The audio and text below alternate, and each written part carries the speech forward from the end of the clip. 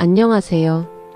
여러분의 고단한 하루 끝에 따뜻한 온기를 더해드리고 싶은 은은한 마음 서재입니다.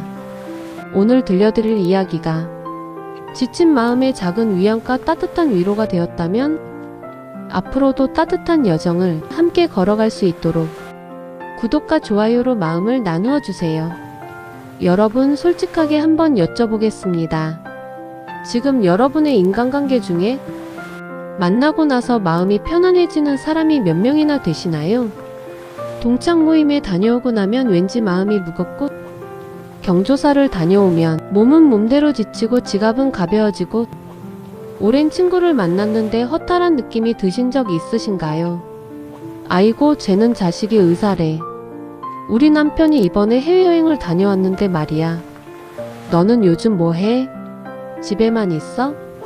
이런 말들을 듣고 집에 돌아오면 기운이 빠지는 게 아니라 뭔가 빨려나간 느낌이 드셨던 분 계신가요? 그 느낌 정확한 겁니다. 착각이 아닙니다. 그리고 그 느낌을 느끼면서도 그래도 오래 알고 지낸 사이인데 끊으면 너무 매정한 것 아닐까? 나이 들어 혼자 되면 더 외롭지 않을까?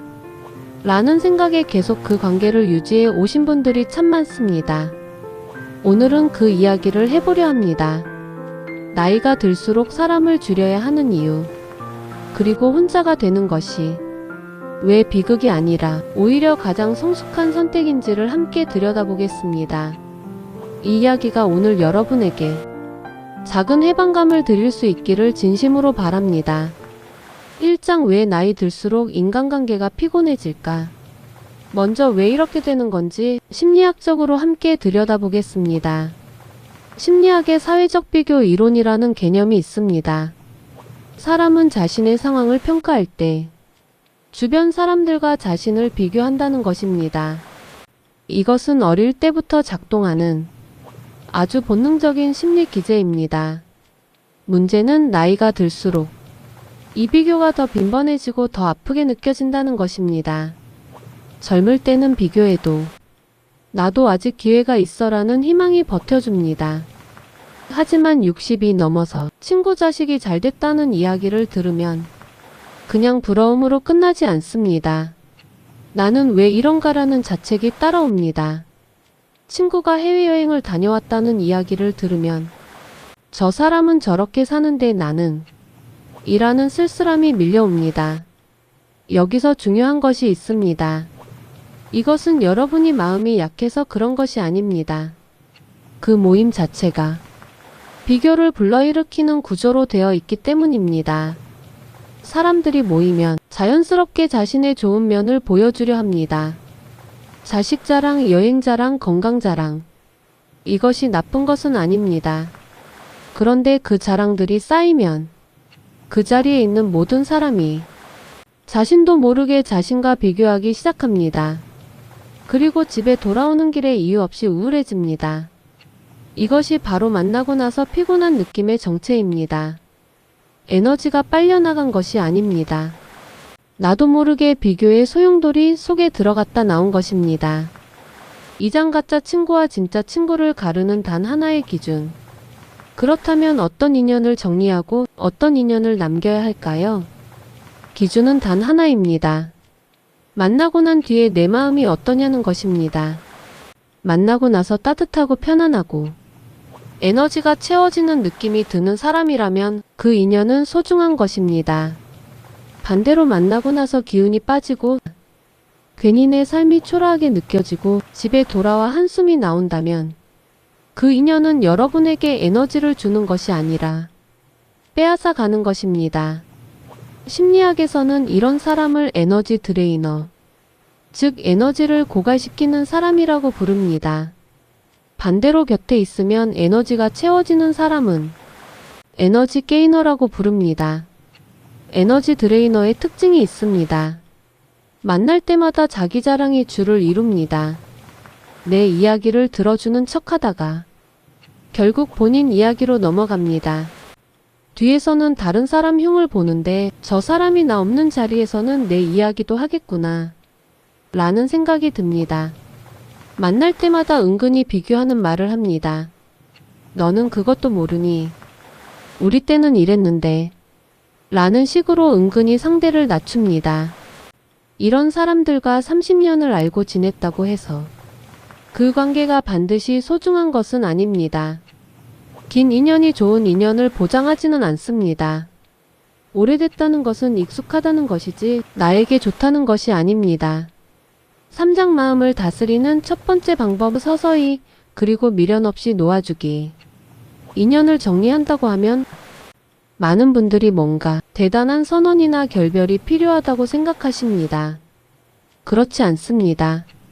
관계를 정리하는 가장 좋은 방법은 서서히 거리를 두는 것입니다. 모임의 참석 빈도를 줄이세요.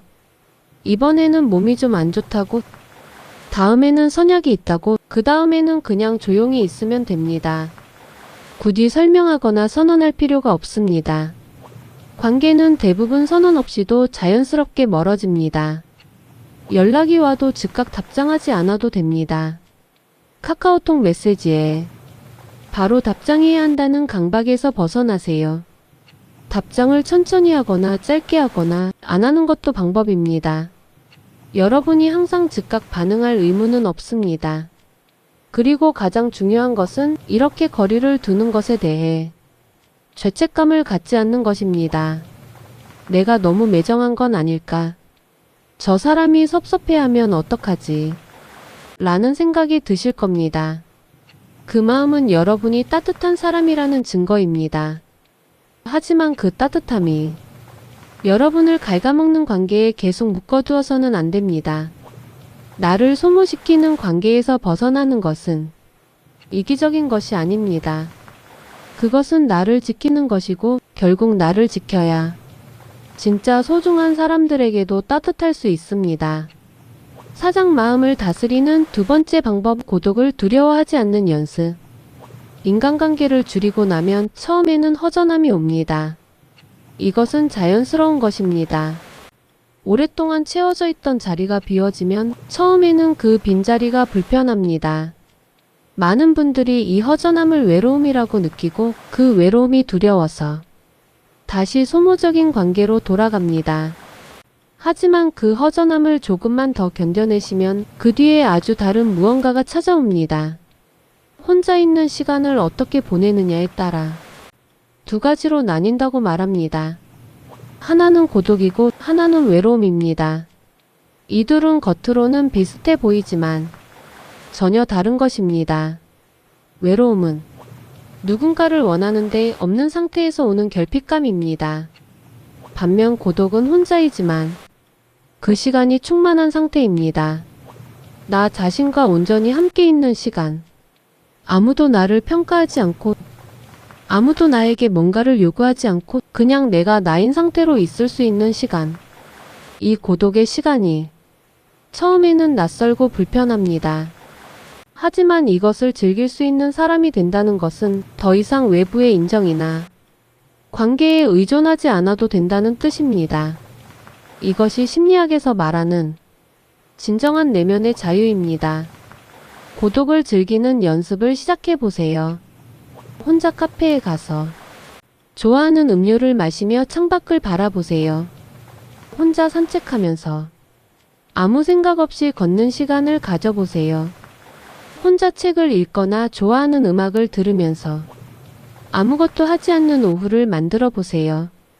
처음에는 10분이 어색할 수 있습니다. 그래도 괜찮습니다.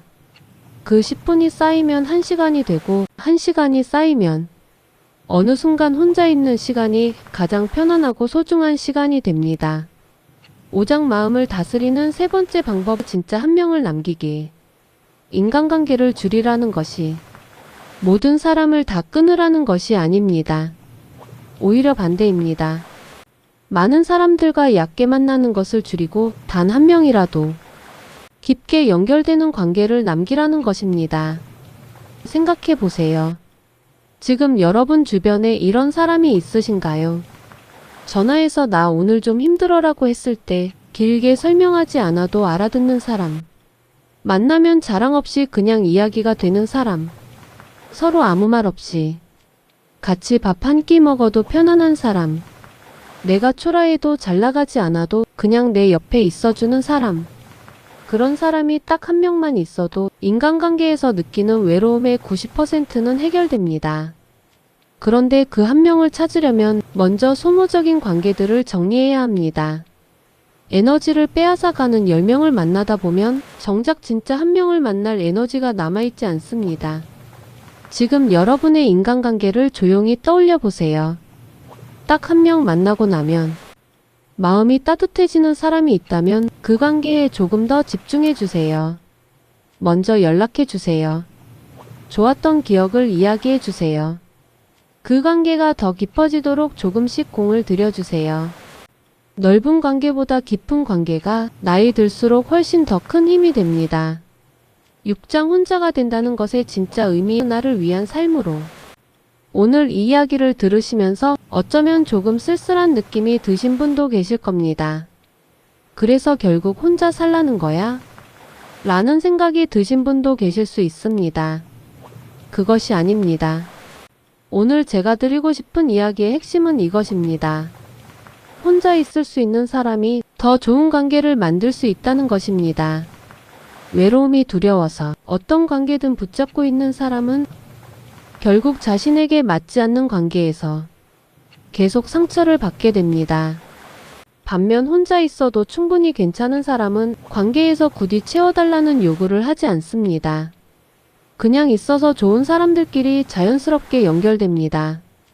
억지로 만들어진 관계가 아니라 서로에게 편안한 진짜 인연이 생깁니다. 나이가 들수록 인간관계가 줄어드는 것을 두려워하지 마세요. 그것은 인생이 망하는 것이 아니라 인생이 숙성되는 것입니다. 포도가 발효되면 와인이 되든 인간관계도 시간이 지나면서 불순물은 날아가고 진짜만 남습니다. 그 과정이 때로는 허전하고 쓸쓸하게 느껴지지만 그 뒤에 남는 것이 진짜입니다. 지금 여러분 주변이 조용해지고 있다면 그것은 상실이 아닙니다. 정화입니다. 진짜 여러분의 삶이 시작되고 있는 것입니다. 이제 그 조용한 시간을 두려워하지 마세요. 그 안에서 오랫동안 잊고 지내왔던 나 자신을 다시 만나세요. 내가 좋아하는 것, 내가 편안한 것, 내가 진짜 원하는 것.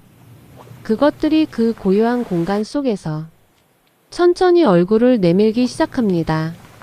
마무리. 오늘 이 긴 이야기를 끝까지 함께 해주셔서 진심으로 감사합니다. 만나고 나면 피곤하고 집에 돌아오면 허탈하고 그러면서도 끊지 못해서 계속 나가셨던 그 모든 날들 정말 고생 많으셨습니다. 그 마음 너무나 당연합니다. 오래된 인연이라는 것이 주는 무게가 얼마나 무거운지 저는 잘 알고 있습니다. 하지만 오늘 이것만 기억해 주세요. 나를 소모시키는 관계를 정리하는 것은 차가운 것이 아닙니다. 나를 지키는 것입니다. 혼자가 되는 것은 패배가 아닙니다. 성숙한 선택입니다. 고독은 외로움이 아닙니다. 그것은 마침내 나와 온전히 마주하는 시간입니다. 넓은 관계보다 깊은 관계, 많은 사람보다 진짜 한 사람, 소란스러운 모임보다 고요한 나만의 우부. 이것들이 나이 들수록 더 빛나는 삶을 만들어줍니다. 여러분은 이미 충분히 많은 사람들과 충분히 오랜 시간을 함께 하셨습니다. 이제는 그 에너지를 가장 소중한 곳에 바로 여러분 자신에게 써도 됩니다. 정말 수고 많으셨습니다. 그리고 앞으로의 고요한 날들이 오히려 여러분 인생에서 가장 빛나는 시간이 되시길 진심으로 바랍니다. 나이가 들어 인간관계에 지쳤던 경험이 있으신가요? 마음속에만 담아두었던 이야기를 댓글로 편하게 나누어 주세요. 제가 하나하나 읽고 함께 위로해 드리겠습니다. 감사합니다.